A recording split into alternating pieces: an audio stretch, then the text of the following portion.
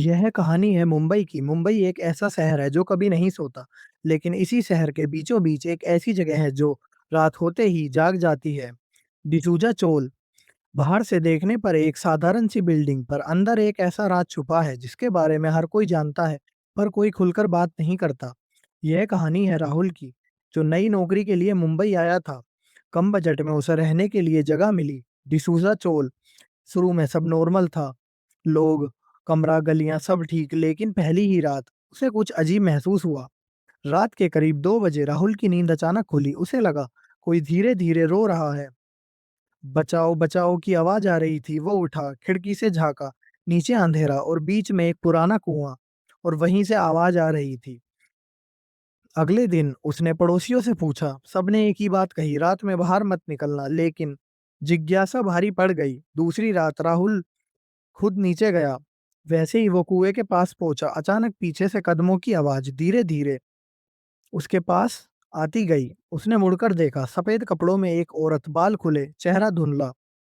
अगले दिन उसे सच पता चला। सालों पहले एक औरत इसी कुएं में गिरकर मर गई थी। कुछ लोग कहते हैं उसे धक्का दिया गया था, और तब से उसकी आत्मा आज भी वहीं भटकती है। वो लोगों को बुलाती है, और जो उसके करीब जाता है वो कभी पहले जैसा नहीं रहता।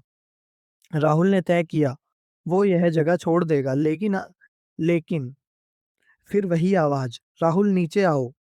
इस बार आवाज सीधे उसके नाम से आई। उसका शरीर अपने आप चलने लगा, जैसे कोई उसे कंट्रोल कर रहा हो। वो सीढ़ियां उतरकर कुएं तक पहुंच गया, और जैसे ही उसने अंदर झांका, उस पानी में अपना चेहरा नहीं बल्कि उस औरत का चेहरा दिखा। अचानक पीछे से किसी ने उसे जोर से धक्का दिया। अगली सुबह लोगों ने देखा, कुएं के पास राहुल की चप्पल पड़ी थी, लेकिन राहुल कभी नहीं मिला। और तब लोग कहते हैं, रात में दो आवाजें आती हैं, एक औरत की और एक राहुल की। अगली सुबह पूरी चोल में हड़कंप मच गया। राहुल गायब था। लोगों ने कुएं में झांका, लेकिन अंदर सिर्फ काला पानी और सन्नाटा। पुलिस भी आई, लेकिन कोई सबूत नहीं मिला। 3 दिन तक सब शांत रहा, लेकिन चौथी रात एक बुजुर्ग ने देखा, सीढ़ियों के पास कोई खड़ा था। धीरे धीरे वो आगे बढ़ा, और जैसे ही लाइट पड़ी, वो राहुल था।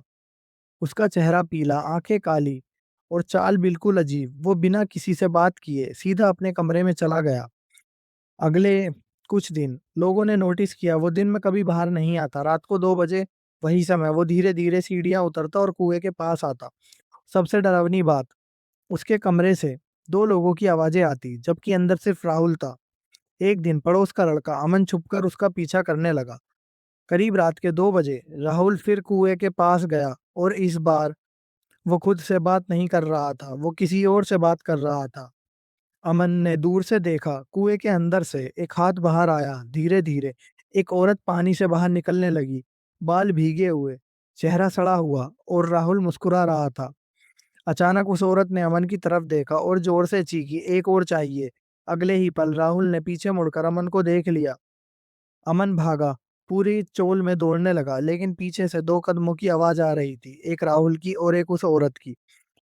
अमन अपने कमरे में घुसा, दरवाजा बंद किया, सांस तेज, सब शांत। तभी दरवाजे पर धीरे धीरे खटखट। अमन, दरवाजा खोलो।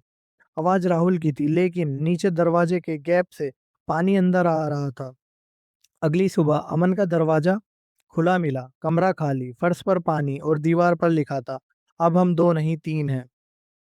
अगर कभी तुम्हें रात में कोई तुम्हारा नाम लेकर बुलाए तो कभी जवाब मत देना। तो ये थी आज की कहानी। कैसी लगी आपको मेरी कहानी?